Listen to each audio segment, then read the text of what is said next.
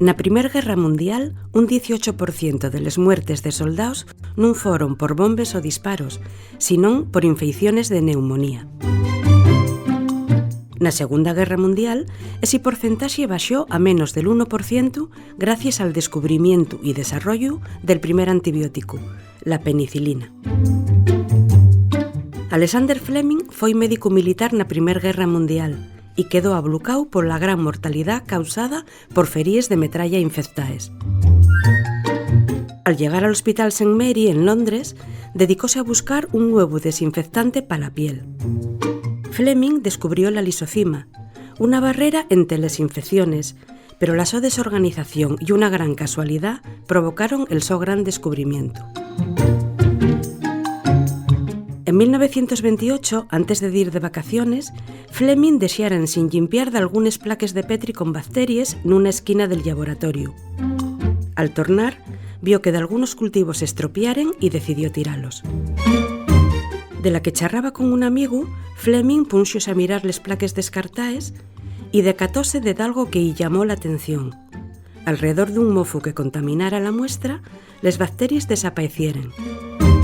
Acababa de descubrir que ese mofo producía una sustancia que mataba les bacterias, la penicilina. Fleming entamó a estudiar la penicilina con pasión, pero non foi a entusiasmar a outros compañeros con ella, nin pudo estabilizala nin purificala bien para poder usala en experimentos. El descubrimiento pasó desapercibiu e Fleming terminó por deixala de llau. Por suerte, unos 10 años después del descubrimiento de Fleming, volvió a interesarse por la penicilina el patólogo Howard Florey, que retomó la investigación con un gran equipo, entre ellos Ernest Schein y Norman Hetley. Ellos lograron superar las dificultades de Fleming estabilizando y purificando la penicilina.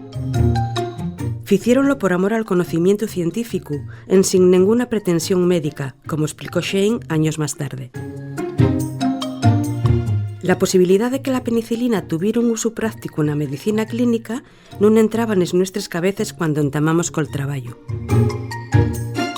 Aunque se demostró el gran potencial sanador que tenía con mures, la penicilina non se generalizó hasta la entrada de Estados Unidos na Segunda Guerra Mundial, cuando el su gobierno incentivó esta investigación.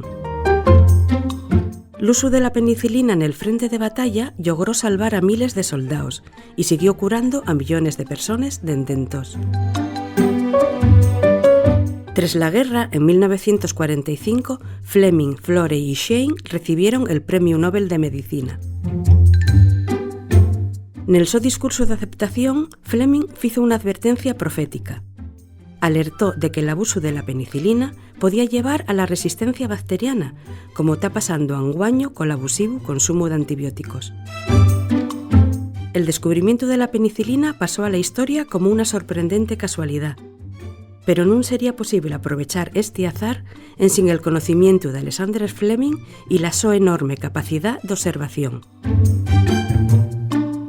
Un detalle menos conocido, ya que Fleming tuvo un vencello especial con Sisión.